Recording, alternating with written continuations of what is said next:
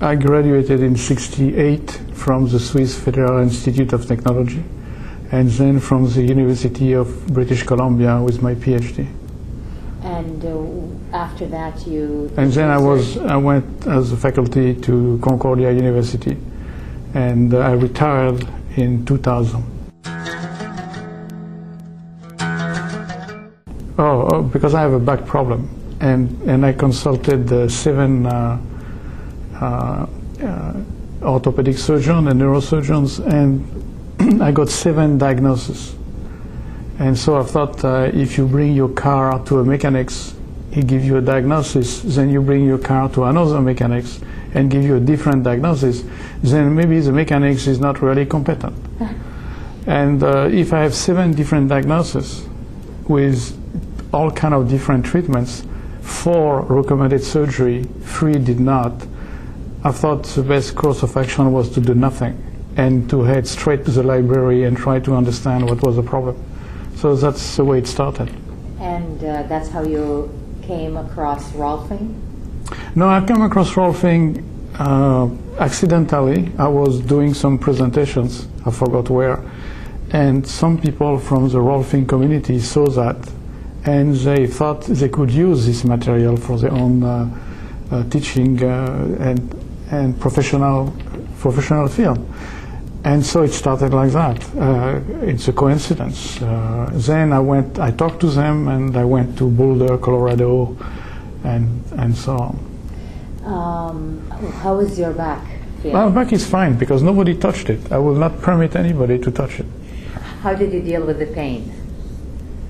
Pain is a very subjective issue, and sometimes it is, yes, a problem, but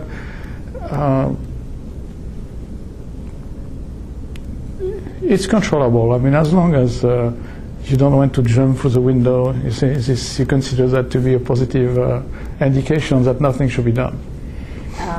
Did you at least try certain exercises, yoga, Rolfing, or just simply left it? No, I didn't try any exercise. First of all, I don't like it. You had one famous jogger in Vermont. He wrote a book about jogging and the cardiovascular benefits, and then he died of a heart attack on the roadside. And so it was not a convincing argument which he developed. So as long as you do a little bit of this, a little bit of that, you can go along. So I need to know that the collagen structures, which is not, very few people talk about it because you cannot measure what it's doing. It has no electrical activity, so it is simply left under the table. But the collagen structures are one of the primary structural components of our system, and they should really pay very much attention to how the fascia functions. We are animals designed for specific purpose, such as locomotion, and the machinery which we have sure can be extended to do many things, like a Volkswagen engine could be used on a small plane. But if you use a Volkswagen engine on a small plane, you have to be careful not to burn the engine. And so the modern activity use our engine in certain ways for which it has not been designed. And if you keep that in mind, you can have a long and happy life. But if you want to play professional football, for example, and get banged on the head all the time, then you will pay a price for the abuse. So again, it's a question of understanding why you are here and live within your means, your physical means. And if you do that, you will die of something else, which is the objective. How can we define it scientifically? What is it? Where is it? And how does it function? You mean the fascia? Yes. Oh, I am not a clinician, so for me I understand things through mathematics and physics. And so the fascia was a system that was necessary for human locomotion. And the system exists because people have seen it, anatomists have seen it. So it's a reality. but I've done it through, I would say, theoretical concept and approach as to if you need to design a machine to walk on two legs in a gravitational field, what would you do to create such a machine? And the fascia is one component which you need to have. So it's interesting to see the fascia is a solution to the problem of locomotions. You don't start with the fascia and ask yourself, what do you do with it? You ask first, what is the function which you try to achieve? And then what are the components which you need to assemble to get that function executed? So I took it the other way around. The skin is looked at as a kind of cover to cover the underlying structures. And yes, it does cover and isolate you from the outside environment. But if you have to spend so many kilograms of tissue, the skin, you might as well use it for several things at the same time, because carrying several kilograms all your life is a penalty on the cardiovascular system. So it's one example of those tissues that was alluded to by Peter from Amsterdam is you could, by deforming the tissues, store a lot of energy in those tissues.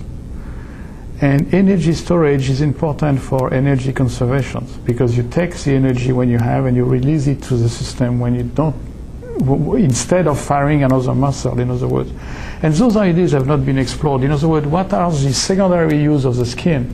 And maybe they will find that the skin is not only the insulating barrier, so to speak, but it has also a mechanical role to play in the fundamental task of locomotion at minimum cost.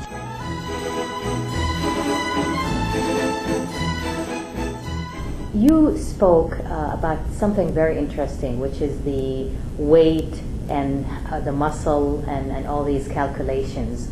And I wonder if you can bring some of that to explain, how can we also be careful as a result of all of what you explained? Well, what I explained was the role of all of that for the spine.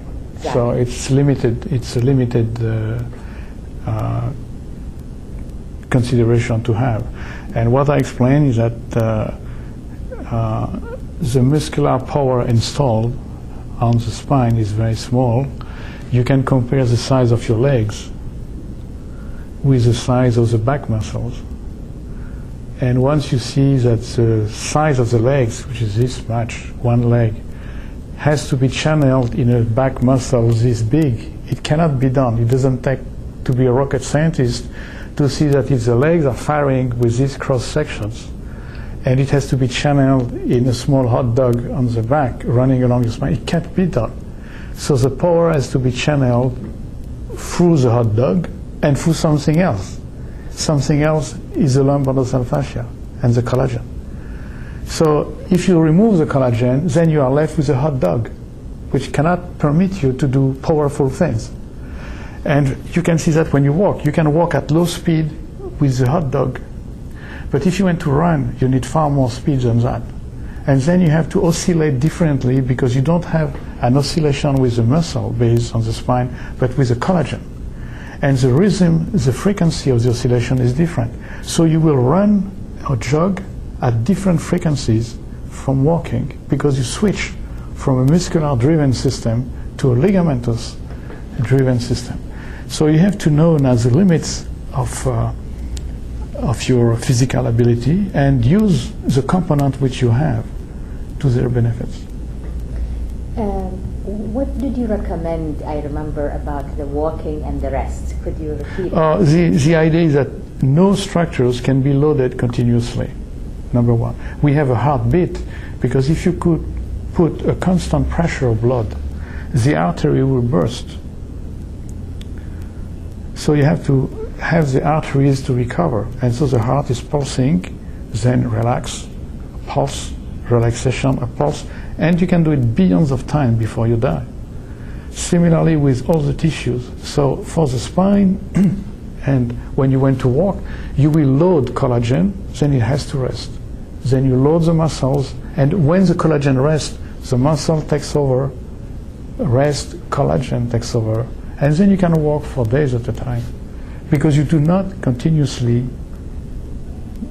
load or stress a specific tissue. It has to be given time to recover. So therefore, what about the times that you specified in the walking? Like you walk X time and then you take a rest. But Oh, this was a military. Yeah, that I thought very interesting. Well, the armies, you know, not today because they are transported by planes and parachutes, but before, when the armies had to walk on the ground to fight each other, if you have to move 50,000 people over 200 kilometers, how should you divide the time of walking, rest, so that you can do 200 kilometers as fast as possible? If you ask them to walk 200 kilometers, when they reach the end and they have to carry a battle, they will lose. You will have 50,000 exhausted soldiers. So the problem is to move them 200 kilometers and have them fresh enough to carry a battle. And so over the hundreds of years of human warfare, which was done, some rules have been developed by observations. And the rule of the British and the French, when Napoleon walked in Russia, you know, toward Moscow, is that you can walk for 45 minutes and then you have to give 15-minute rest and walk again and rest and walk again and rest. If you do that, they can walk all night. If you were to ask the soldiers to walk continuously for 8 hours or 10 hours, then to recover and be ready for battles, they will have to rest 3-4 days. You may not have that time. You could be decimated by the enemy. But if you ask them to walk an hour, 45 minutes, rest 15 minutes, 45 minutes, 15 minutes, when you arrive on the battlefield, you are ready to go for a battle. So how is that going to translate to a civil life? Well, the civil life is that, mind you, in Boston you can be shot at the corner of the street, I suppose, but in civil life is, how can you work all days or move all days and not be exhausted at night? Because your life is just not to go and make some money. I mean, you have a life, you know. So you have to divide your time and your activities so that you carry an amount of work which is not too extensive, so that you can fully recover before the next work cycle begins. You cannot have a leftover of being tired carried over to the next day, because then you are going to go down the drain. You have to fully recover and reset yourself every day, if you can. And so it's a very personal thing to know how much you can take and how much you can sleep. But you have to know that you have to give up part of your life for sleep and recovery. Again, you cannot generalize, but as a rule, the pain is a warning. And if you ignore the warning, you do it with a certain risk.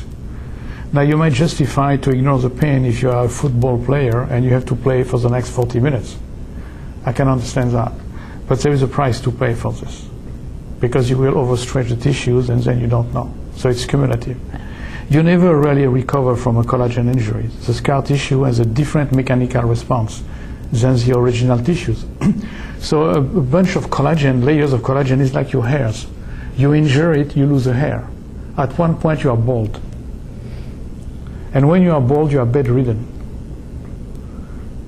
So the idea is to keep enough hairs to die of something else. Again, the object, you know you're going to get it anyway. So you might as well get it for something else, another reason, but not that. And think of collagen as your hairs. As I said, it's the best explanation. You hurt yourself, you remove one hair. How long will it take? And so the hairs left over, have to carry the whole load. So anytime you lose a hair, everybody is a little bit loaded more, overloaded. And if you remove too many hairs, what's left cannot carry the load. And you have to be bedridden or in a wheelchair. So you have to be careful to keep enough hairs till the end. If you don't want to do it, it's your own risks. What is the relation of spasm and heat and cold? I don't know. The pads. Yeah, I don't know that. I mean, I stay out of these things. Yeah. There is Because you concentrate on mathematics. Well, not only that, I need to see some evidence, and I've not seen. I'm not saying it's wrong or right. I simply said it's not there, and I have enough things to do to start developing philosophical theories about this. I'm sorry, when you said it's not there, what do you mean? I mean, the evidence is not there to decide one way or the other. For whether to go with the heat pad? Yeah, or the heat pad and all these things. People make a lot of testimony, but you have to have now double-blind studies to see the placebo effect and so on. And you think there isn't? I don't know. I simply said, I don't know, and I'm not going to do it because I have other things more interesting to do. So I'm very cautious here. I said, maybe it works, maybe it doesn't work. I don't know. What are the more interesting things you're doing? Playing clarinet on an island, you know, I prefer that by a long shot. Or being with my dog. Yeah. So it's more pleasure to be in the dog with a lot of people I know. Well, one day in Vancouver, somebody asked me a question. He said, what is the best way to play golf? He likes to play golf. And I asked, how old are you? He said, 52. And I said, well, the best way is to hire a student to do it for you. Okay. He didn't like the answer, but this is the best answer I could give him. Any reason why? And the reason is that you are not designed to play golf at 52. You will hurt yourself. Now, there is no way around this. You mean as a starter or in general, No, even if you started earlier? No, you can start and play when you are young. Sure. But when you are 52, this is a lot of stress on the spine, especially if you play badly, which is probably what this guy was doing. So if you play badly, you definitively overload the spine. So his problem was either he can learn to play correctly, which is highly unlikely at 52, or continue playing getting hurt. And what I told him, maybe it was not politically correct, but I told him, you are too old to play golf and correctly. You are too old to learn any new trick. So stay on the beach and hire a student to play for you. You see? And it didn't fly very well. I mean, I must admit that he was a dissatisfied customer. Yeah, I guess. Well, different attitude towards things, yeah. I guess, yeah. So besides walking the dog and playing the clarinet, what would older people should do with their body? They can do whatever they want. They can fool around until they drop dead. You know? And I've seen in the small island where I go, there was a trailer. And in the trailer, there was a young female dog locked up, and she was yelling all the time. Now, across the street, there is an old dog, 14 years old, which is very old for a dog, a Labrador. He heard that, he jumped through the window. Then we heard a lot of noise for an hour and a half. Then the old dog jumped out, crossed the street, and dropped dead. Oh, boy. But it was a wonderful death. Yeah, because he wanted to do it. You know, so he decided to burn his last testosterone molecules in a certain way. Yeah. And so it's a question of choice. What do you do with what you have? And you can find thousands of ways to exhaust yourself and decide it's time to go. But the main point is to be in equilibrium with what you do. It doesn't matter what you do, as long as you feel comfortable with it. I conclude.